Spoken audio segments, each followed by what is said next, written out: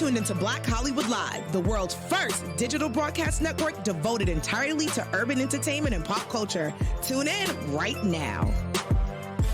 What is up, my people? This is your girl, Carla Renata, a.k.a. the Curvy Film Critic, broadcasting here at Black Hollywood Live as we do every Sunday on the 5 o'clock hour Pacific time. And I've been trying to give y'all the hostess with the mostest with the guest of the best, honey. And this week, I have one of my all-time favorites who was here with me once before when we were promoting and talking about A Star is Born. I got my boy, DJ Pierce, aka Shangela, baby. What's up? Well, hey, and Halleloo, I love it. AKA, yes, AKA. Yes, aka, honey. So we have you here today because I love you first and foremost. So here's my score for you, aka Pose. I'll take it, Miss Porter. Yes. And I wanted to talk to you about a show that you have on HBO right now with Bob, the drag queen, and Eureka and yourself, where you guys are traveling across all small towns across America and taking drag shows and transforming lives. And it's called We're Here. And I want to talk to you about that. I watched all of the episodes, and I believe the season finale is tonight, right? We have a season finale. You know, our show is every Thursday night at Thursday, 9 p.m. yes. over on HBO, but they air it so much. I'm so thankful. Like, it can be a Saturday afternoon, a Sunday night. The official re-airing of each week's episode is on Monday night, but they air it so much. It's funny because, you know, we got HBO over here at my granny's house where I'm quarantining at the moment, and I'm like, oh my God, I'm back on again. I think my family is tired of seeing me because every time it's on, I'm like, come. That is hilarious. You've had a Funko doll come out since I talked to you last. You got this HBO show. But what I really want to talk to you about is the fact that, you know, when I was growing up in St. Louis, Missouri, I have a special affection for drag queens because they used to help me. I used to do beauty pageants, and I paid my way through college doing beauty pageants. And the drag queens would pull me up and show me how to do my moves for my talent competition. And I would win the talent competition every time. So I have a special place in my heart for people that do drag because it is a transformative performance art. It's not just, for lack of a better way to say this, it's not just men putting on a dress and a wig and some makeup. It's a transformative performance art.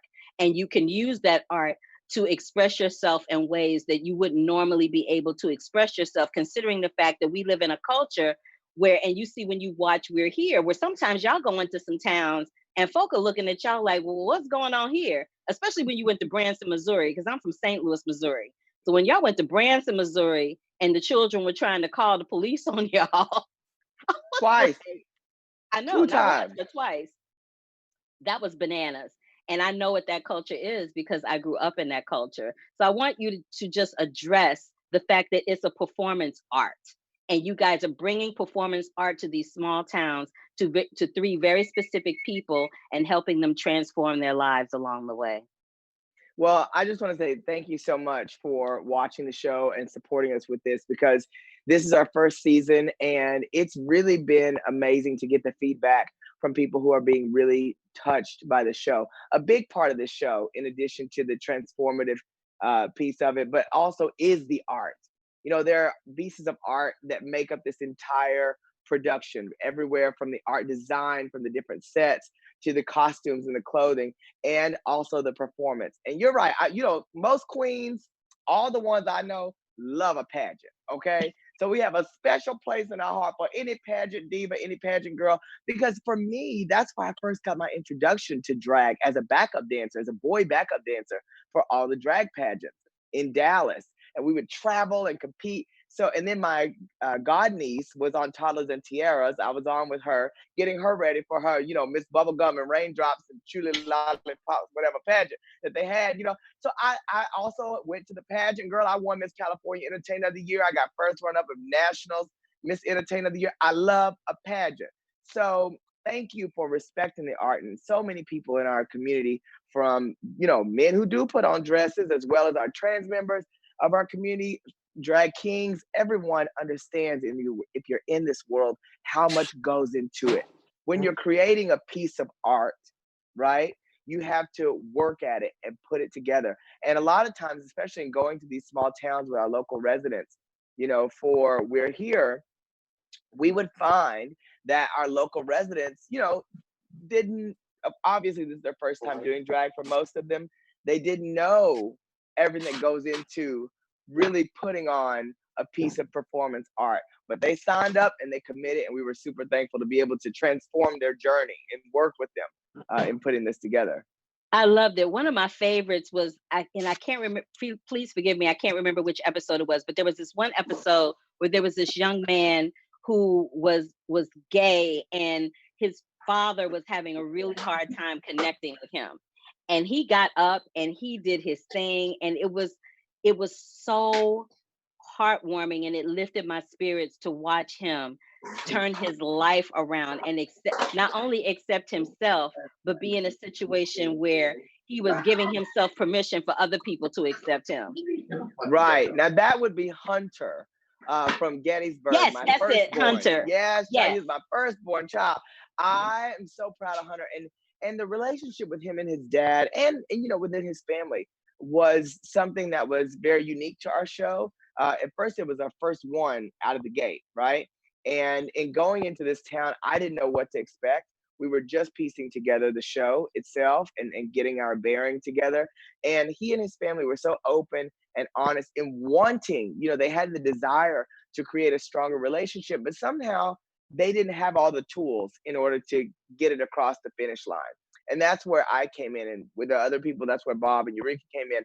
And I'll tell you, the biggest joy I think I have from this show, Carla, is seeing, I feel like a proud parent, like a parent at graduation when you like woo woo woo. I'm rooting them on so much, and you see it in the show. The journey between Hunter and his father to really build a stronger bond between straight, traditionally masculine man and gay, makeup wearing, proud, out loud son.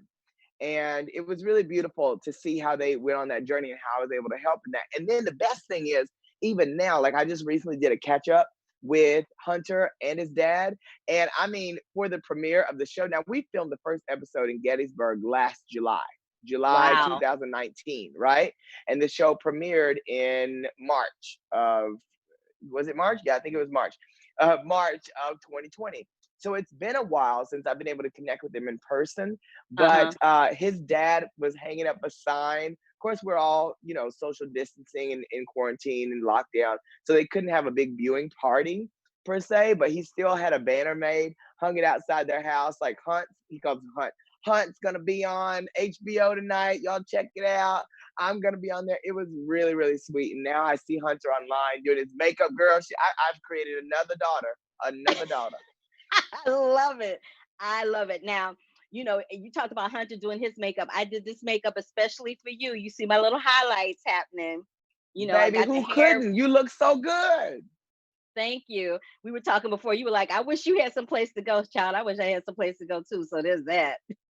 Well, look, I feel honored. Thank you. Because you have put Yes. on a lovely mug. I barely look, I'm doing the whole quarantine lockdown gig. I got the lovely lighting to seem as if I have a little piece of concealer on. But honestly, I'm giving you a lot of Alicia Keys natural, that Alicia Keys.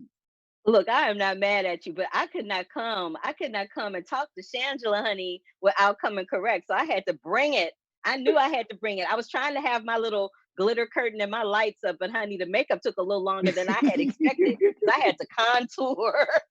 I had to Oh, give you no, turn. contour. Yes, ma'am. Look at Yes, that I had to give you contour. contour. I had to make sure these lips were light.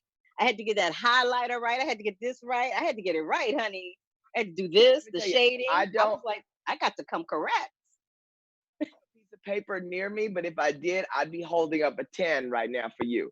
Okay. Yes, ma'am. Hold it up high because the lips are popping. The highlight is lovely. You got the layered gig over here. So when you turn, baby, you saw it. They saw it. They saw it. I like it. I I like it. love you for that. The series We're Here, it gives me that. You remember that film that came out a long time ago, Tu Wong Fu, We Love You, Julie Newmar? It's like y'all Um, took that premise. You think you took that premise? It's almost like they took that premise and took it on the road with the most fabulous three drag queens in the country they could find. I love every second of it. I really did. Well, that's one of my favorite movies in like coming out as a young gay boy, especially a young gay black boy, seeing these drag queen characters, coming from different ethnic backgrounds, coming from different walks of life, and all just gay and fabulous and proud and up in they drag in the daytime, strolling through with the convertible and all that. I love that movie. So many good lines in the movie. I ain't even going to. So many good lines. But the difference, the great thing about that movie is it provided visibility for a community and for a people of a walk of life that don't always have that kind of visibility in film. And now I'm super happy that we're here is continuing to bring that type of visibility to our television screen. Now the difference in the two, good old Tu Wong Fu was a lovely mate. They went into the town ding and made everything better within like a weekend, right? By the time that car was fixed, they were gone and the town was better. We have a couple more days than that, but also, I'm so excited because in that film, you find that it's a small conservative town that they run into, and they do meet opposition, they do meet, backlash, but they also find people who support them, who connect with them in the most unlikely places. That's something definitely that we're here, which is, of course, a real life series, unscripted. Also, we've been able to develop. Didn't expect. I remember telling Bob in Gettysburg, he was like, we were setting up the stage, and he was like, Shangela, you need to move the chairs back to leave place for people to come up and tip. I said, Bob, girl, this is Mama. This is Gettysburg, honey. You will be lucky to get enough people to sit in the chairs, let alone have people clawing through to get to the front to tip the drag queen. I said, I don't know, baby. I don't know. Baby, when I tell you the line was around the dirt roads and the blocks in Gettysburg, that we had to turn people, unfortunately, because of fire code, had to turn people away. We didn't have enough space in the building. It was so hot, girl. The glue on my poor lace front had just melted. She gave up. She said, I'll see y'all in the next city. That is pure comedy. The lace Yes, front ma'am. gave up and she was like, bye. I catch y'all in the next city. Ooh, that is pure comedy. I love that. I love that so much. Three things I want to bring up before we go. My fans are telling me in the chat room that Tu Wong Fu is currently streaming on Netflix. So for people that haven't seen it, you can check it out on Netflix. The other thing I wanted to say is that one of the things that Bob, I think it was Bob, no, it wasn't Bob. Yeah, it was. It was Bob that said this. When he talked about when you're lip singing to the songs, if you forget what you're saying, if you say watermelon, then it looks like you just saying anything that you kind of sort of know the lyrics. I'm like, I will be stealing that tidbit of info for the future now, if now I'm lip you go singing and ahead. have to perform. You go ahead and borrow that one. That one was Eureka. Okay, that one was from Eureka. Bob does the Eureka. same thing. I'm sure she gives that advice too. But you know what? Be careful, because the closer that audience is, the closer they get up on that mouth. A lot of queens, especially young drag queens, see they can show up to the show and I got it. I know this song. But honey, you better know it through and through. That's what I tell my daughters. And some of them may say, Miss Shanji is really tough on us. But it's because you know how I am on stage. I wants to give 110. And when I'm bringing a brand new daughter to the stage and I'm saying, ladies and gentlemen, I'm presenting her, she is mine. I want her to be her most confident. And if you don't prepare, anything could, a shoe could get caught in the stage and all of a sudden you're thrown it. I need her not to do that. So Shanji, really, I run my rehearsals with those girls as if we getting ready for the Super Bowl.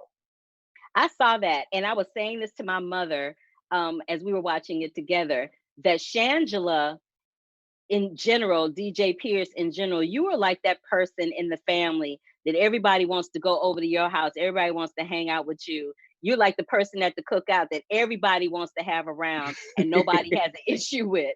And that's what you are like as a drag mother. You're because even in going through all those different towns, you were the one person of the three. You were like the glue that kept everything together and kept stuff from getting a little sticky sometimes. And you were very respectful in the process of you doing it. Like when homegirl came out with that phone and said, here, there's somebody that needs to talk to you. And you were like, okay, yes, ma'am, we're just visiting. We're just visiting. And I was like, you are that auntie at the cookout that everybody wants to see come through all the time.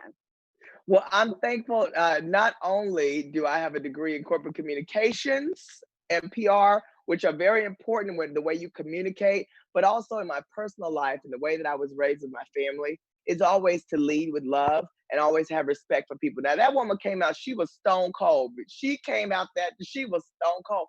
But I'm going to tell you something. Had I met her with the tone that she had with me, with the same animosity and anger and really hatred that she had for me, none of us would ever get anywhere.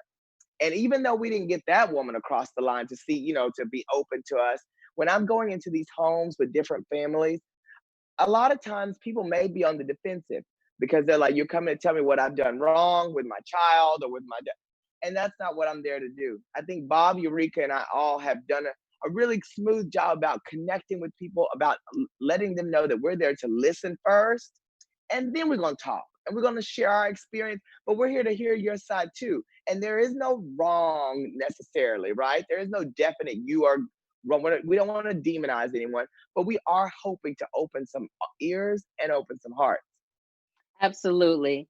Well, DJ, aka Shangela, I'm so happy that you popped back over here to Black Hollywood Live while in quarantine to chat with me about We're Here on HBO that comes on Thursday nights at 9 o'clock. Yeah. I'm so glad that you came over to talk to me about that. I appreciate you. I love you. And I'm looking forward to the next time that we get to chat and hug each other again. Thank you so much, baby. I love chatting with you, and I'm back anytime. You let me know, girl. Call me up. I'll be here. A ring a ding ding, baby. You only said nothing but a word. You Sam, I look at catch your you. beautiful mug. I love you. Yes, honey. It's just for you. Yes. All right, baby. I'll catch you later. Bye now. All right. Thank you. Bye. Bye. Oh my goodness, you guys. This was so wonderful to be able to talk to Shangela again. I love her so much and her alter ego, DJ Pierce, because literally DJ is seriously like that auntie at the cookout or that uncle at the cookout that you just can't wait to talk to them again. You just cannot wait to do it.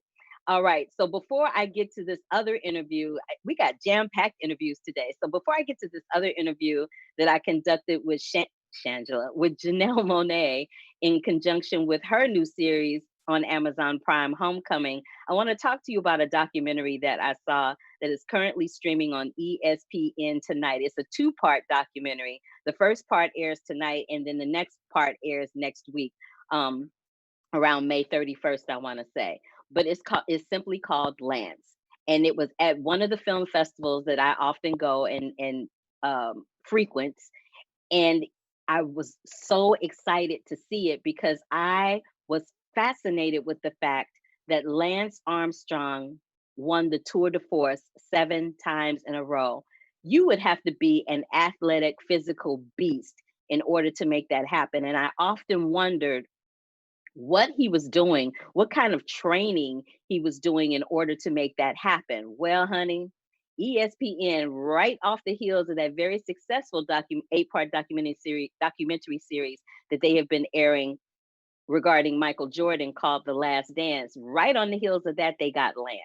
And when I tell you, it's a kicker because Lance Armstrong, as you know, I think in 2013 came out and said that he had been using performance enhancing drugs, specifically EPO, which is it's like a synthetic enhancing drug that you can inject, you can put it in your food, you can take it as a pill. There's different ways that you can ingest it and put it into your body that make you perform a little bit better than if you didn't have it. Not only was he using that performance enhancing drug, but some of his teammates were using it as well. And one of the teammates just kind of like rolled over on everybody and just bust the whole situation wide open. But the thing that's the most fascinating about Lance Armstrong is that, like many athletes, like many champions, like many people who are willing to win at any cost necessary, he lost his career,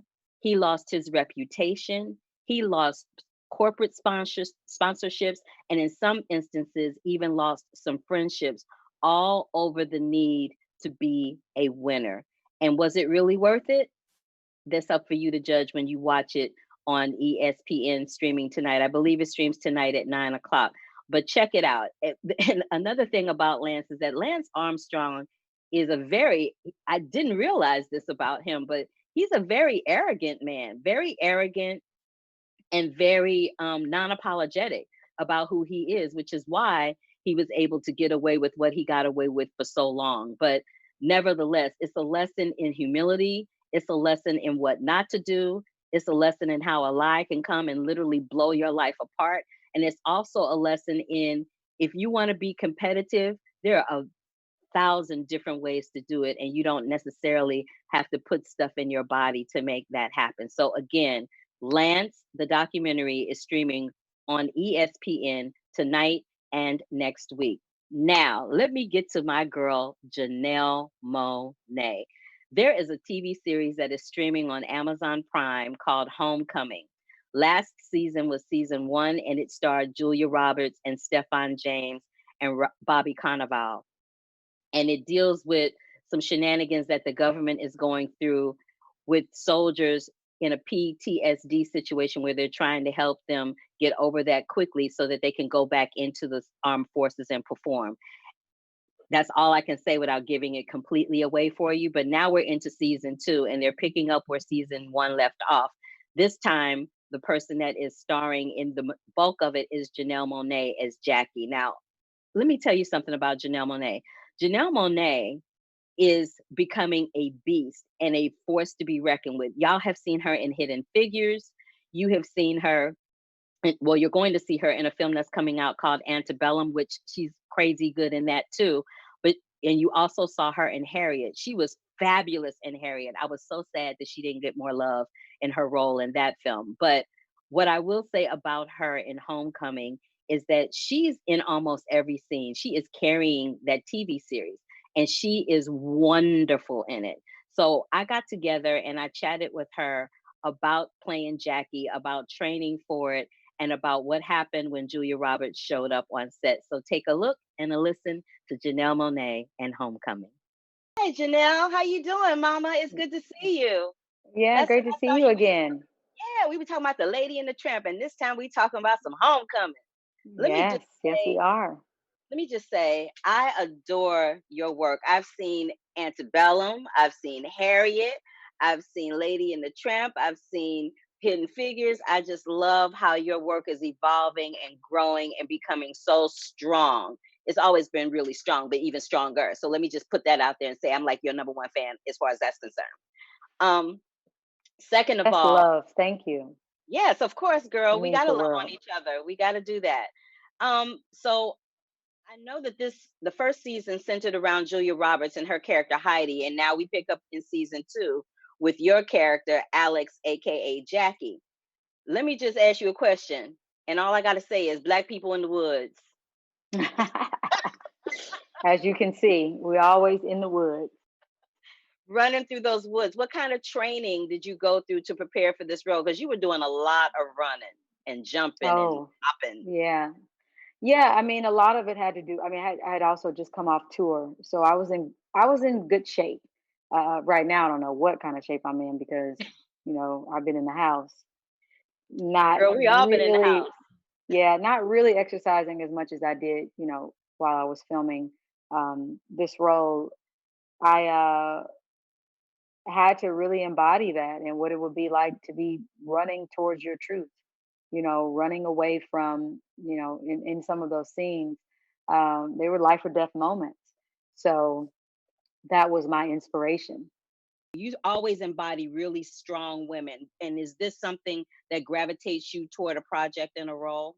I think this was a different kind of role because some of the choices that Jackie, makes, I wouldn't necessarily make. There were Okay. just some that, so I had to create backstory for why she chose to do that. Is she a good human? I think you'll walk away asking yourself those questions. Is she a good person? Is she a bad person? You know, um, and I think that's what I love most about acting is that you get to become someone that you may not necessarily be. Maybe you guys intersect and there's some things you agree with. I mean, I think we're both asking ourselves questions right now about uh, where are we? Who are we? Who did this to us? As I'm in the middle of a pandemic here, Mm. um, and trying to uncover the truth and, uh, you know, uh, trying to figure out the day. But I think for the most part, you'll see strength, you'll see vulnerabilities, you'll see her struggling Mm. to uncover the truth. And every time she thinks she has the truth, here comes a lie. Now, I spoke about Julia Roberts a little earlier. I know she surprised you on set. What was that like when she showed up that day?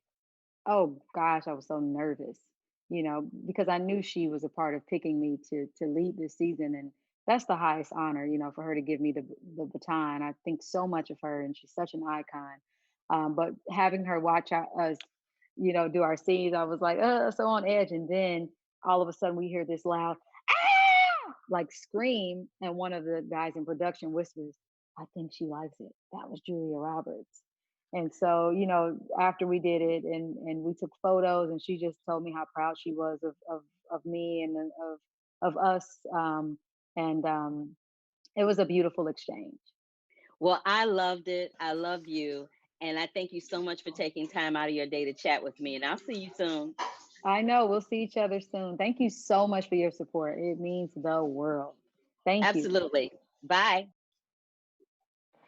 Hey, y'all. So I love talking to Janelle Monae. This is the second time I believe I've had an opportunity to speak with her. The first time was when we talked about The Lady and the Tramp. She did one of the voices and the music for that project, which is currently streaming on Disney Plus. So you can catch that over there.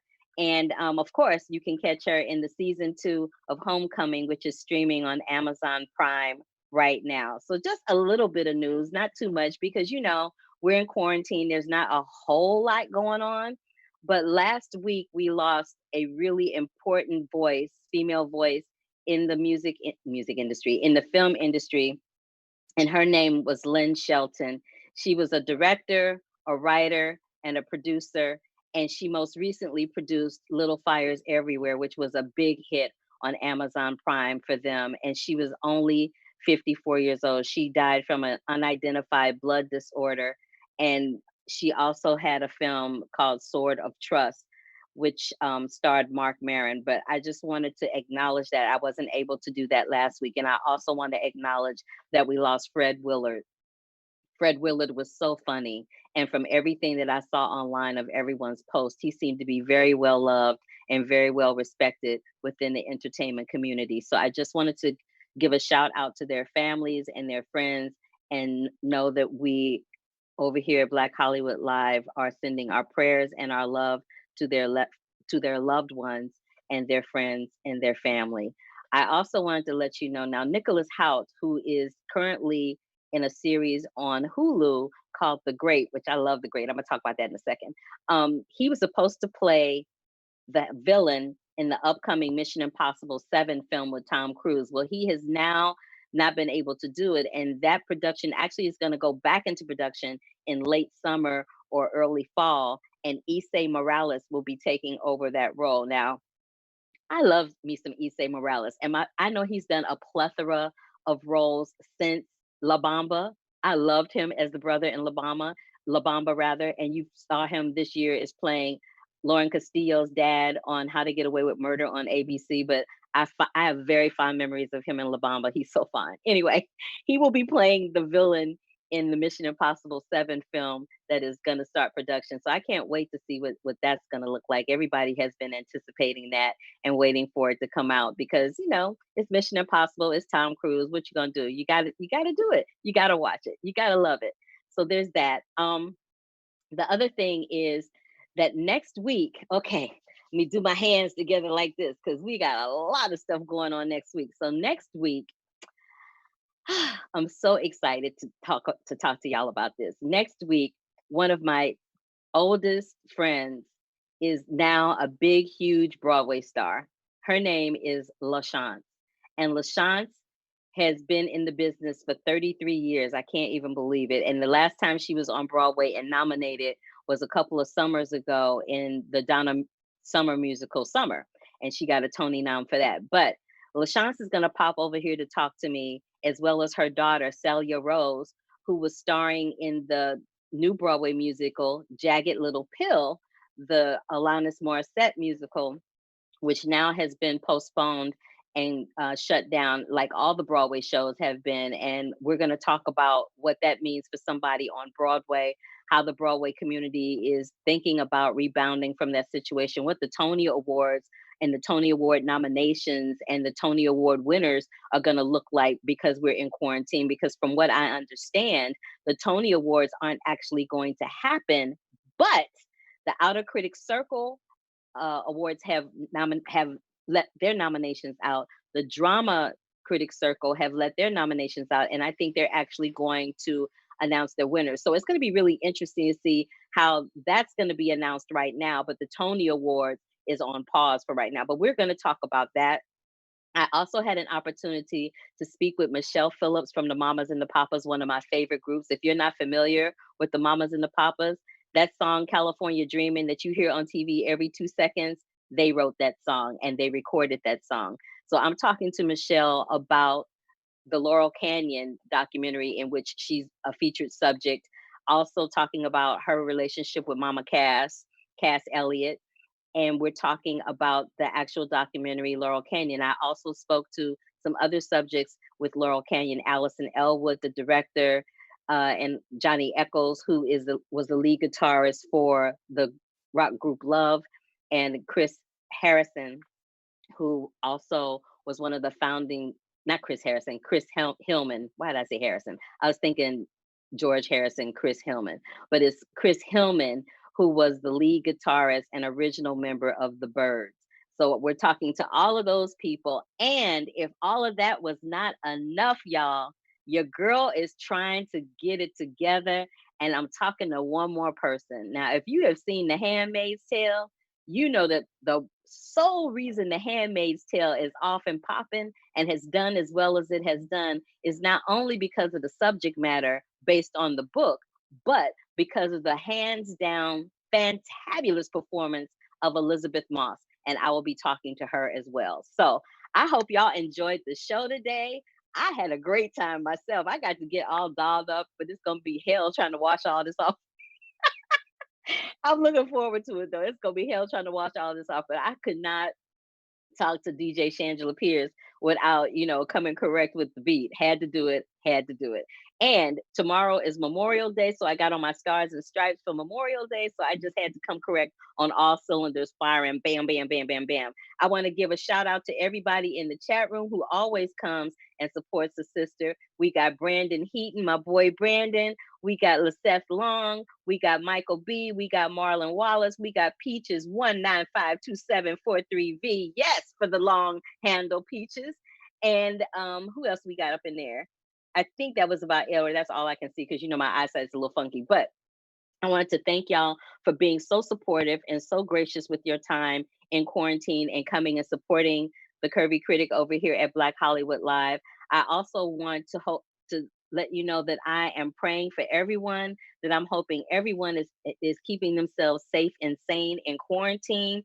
Hopefully we will all get through this together, and this will be a blip on the radar, and we will look back at this with some very fond memories. Make sure that you continue to wash your hands.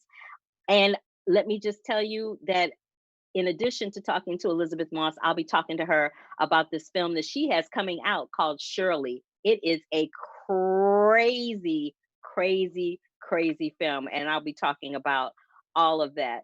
But there's that. Oh, and I also, when LaChance comes, her father was ill and had COVID-19. So we're going to touch on that very briefly, just to, let people know that he's doing really well and he's making it okay. So that's it, you guys, for this edition of the Curvy Critic with Carla Renata. If this is your first time here, please give me a big old thumbs up to let me know you were here. Subscribe below.